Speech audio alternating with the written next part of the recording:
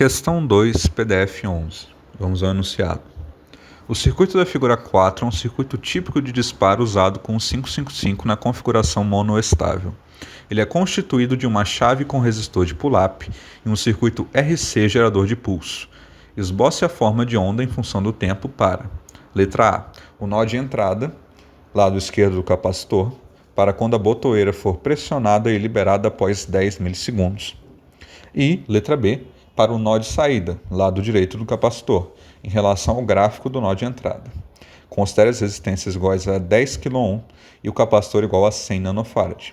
Diga também qual é a vantagem de se utilizar esse circuito ao invés de disparar diretamente um temporizador monoestável com apenas uma botoeira e um resistor de pull-up. Vamos lá, vamos para a resolução. Bem, antes de especificar a letra A ou a letra B, eu vou fazer a análise do circuito em relação ao tempo, né? Detalhar o que vai acontecer com esse circuito e depois vou detalhar os gráficos e por que ele é mais eficiente. Inicialmente, assim que é pressionado o botão, né, igualando o lado esquerdo do capacitor a 0 volts, pela propriedade do próprio capacitor de manter a diferença de potencial entre seus terminais, ele vai instantaneamente jogar a tensão do outro lado da saída para 0 volts também. Dessa forma, depois nós vamos ver essa queda de tensão no gráfico. Mas, apesar de ter essa queda instantânea, rapidamente essa tensão ela não vai se manter em 0 volt, porque rapidamente o capacitor vai começar a se carregar, certo? Aqui na segunda imagem nós temos a direção da corrente, como vai ser a carga desse capacitor. Esse capacitor vai estar sendo carregado pelo segundo resistor, né? E a corrente vai estar fluindo em direção à referência. A constante de tempo, né, para a carga desse capacitor vai ser RC. Nesse caso, RC é 10 a quarta, né, 10 kΩ, que multiplica 10 a menos 7, né, 100 nanofarad. Isso dá 1 milissegundo. Considerando que o tempo para a carga é 5 tal, nós vamos ter que o tempo será de 5 milissegundos. Lembrando que você talvez se pergunte, né? Porque como esses são resistores de pull-up, nós consideramos que inicialmente a tensão em ambos os terminais do capacitor era mais V, certo? Porque a queda de tensão sobre um resistor de pull-up, que tem uma resistência muito alta, ela é ínfima, ela é desconsiderável. Então, nós temos que, inicialmente, os dois terminais do capacitor estavam em mais V. Até por isso que eu disse que, pela propriedade do capacitor de manter sua diferença de potencial, que inicialmente era 0, né? A diferença de potencial inicialmente era 0, e ele quer que ela continue 0. Então, por isso que ele vai jogar o outro terminal para 0 quando um for colocado na referência. Ok, vamos lá. Então, isso é o que acontece quando o negócio é pressionado. Agora, quando finalmente se solta esse botão, o que vai acontecer? Nós vamos para a imagem aqui de baixo. A imagem aqui de baixo, detalhe, né? Lembrando que eu coloquei essa fonte de tensão aqui ao lado, mas ela não interfere em nada. Ela é só a representação para ficar mais fácil de enxergar desse mais V, referência, né? O que está... A fonte de tensão é o que está polarizando, né? Enfim, quando houver essa soltura do botão, né, o botão vai se desconectar aquele ponto da referência, o capacitor ele já vai estar carregado, certo? Porque nós calculamos que o tempo de carregamento dele é de 5 milissegundos e esse botão só vai ser solto após 10 milissegundos. Então ele já vai estar completamente carregado. Como ele vai estar completamente carregado, ele vai começar a se descarregar sobre os dois resistores. Então aqui eu coloquei, né, uma representação do fluxo da corrente, vai ser nesse sentido apresentado.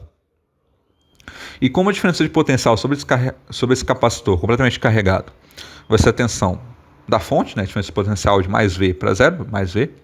Como a diferença vai ser mais V, nós temos que necessariamente as quedas de tensão nos resistores terão que dar no total também mais V. E então, dessa forma, a queda de tensão em cada um dos resistores, sendo os dois iguais, estando em série, vai ser V sobre 2, certo? Então, a queda de tensão em cada um deles vai ser V sobre 2. Eu até botei aqui do lado, né, uma representação mais simplificada para ficar mais fácil de ver o porquê disso. Né, o capacitor, que como se fosse um circuito, o capacitor seria ele se descarregando como se ele fosse a própria fonte e os dois resistores ali estão distribuindo a tensão desse capacitor. Calculando agora o tempo de descarga, como ao contrário da carga, né, na descarga ele vai se utilizar de ambos os resistores, o tal, né, constante, vai ser 2RC, ou seja, vai ser o dobro da constante de carga. Então, no total, ele vai demorar 10 milissegundos para se descarregar, o dobro do tempo. Então, agora nós vamos passar para os gráficos. E eu vou correlacionar o gráfico com o que foi apresentado aqui, de como que vai ser o desenvolvimento do circuito, né? Partindo para a letra A, o gráfico para o nó de entrada, né? O nó de entrada ele vai estar inicialmente em mais V, como eu disse. Porém, quando for pressionado, né, que está indicado, né, no momento que for pressionado o botão, ele vai instantaneamente para zero. E ele vai se manter em zero, né? Ele vai se manter em zero enquanto o botão continuar pressionado. Quando o botão for finalmente liberado, perceba que, voltando naquele nosso desenho anterior, nós temos entre esse nó de entrada e a tensão, ponto de tensão mais V, um resistor que tem uma queda de tensão de V sobre 2. Ou seja, esse ponto aqui, que é inclusive o negativo do capacitor, ele vai ser V menos V sobre 2. Então, instantaneamente, ao você soltar o botão, essa tensão no nó de entrada vai subir para V sobre 2. E a partir daí, conforme o capacitor for se descarregando, ela vai fazendo o processo inverso, né? Nós conhecemos a forma de onda da descarga do capacitor, então a forma de onda, entre aspas, né, de carga desse ponto, que vai aumentando, vai subindo de tensão conforme a tensão do capacitor diminui, ela vai ser o oposto da forma de onda da descarga do capacitor. Vai ser essa aqui, como mostrado no gráfico. E esse intervalo vai ser novamente 10 milissegundos.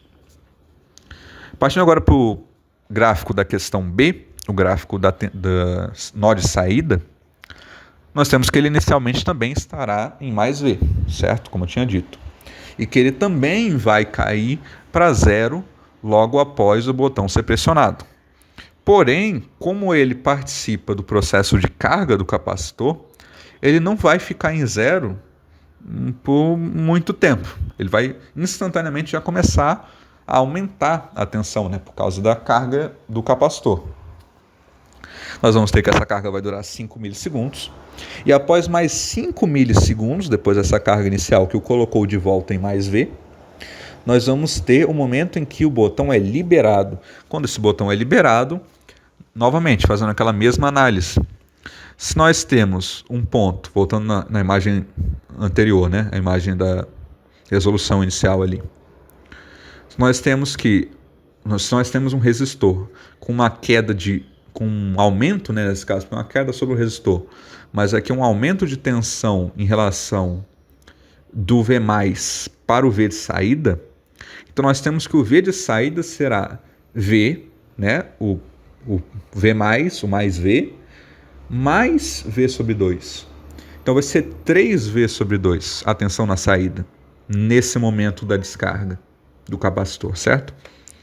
E essa tensão, ela vai, pelo contrário, né, enquanto a outra vai aumentar, ela vai diminuir, porque o capacitor vai começar a se descarregar.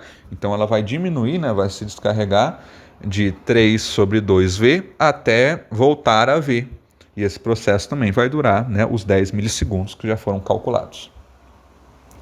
Então, esses são os dois gráficos pedidos. E, por último, né, nós temos a conclusão de qual seria a vantagem de se utilizar esse circuito ao invés de um mais simples, né? A vantagem está justamente nesse gráfico B.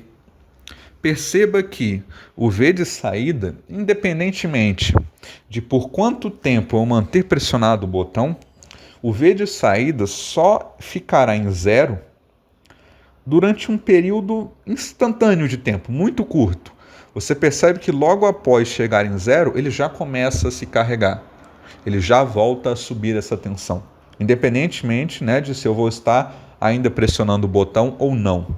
Então a vantagem desse circuito é que ele fornece uma proteção contra o próprio erro do usuário, né? Então mesmo que o usuário acabe por alguma razão mantendo o botão pressionado por muito tempo, não haverá risco de mau funcionamento, não haverá risco, por exemplo, de acionamento do comando set e reset simultaneamente, porque, né, como está no gráfico, essa tensão ela só vai ficar no 0 volts, abaixo de 1/3, né, que é o limiar de comparação, ela vai ficar somente por um período muito curto de tempo.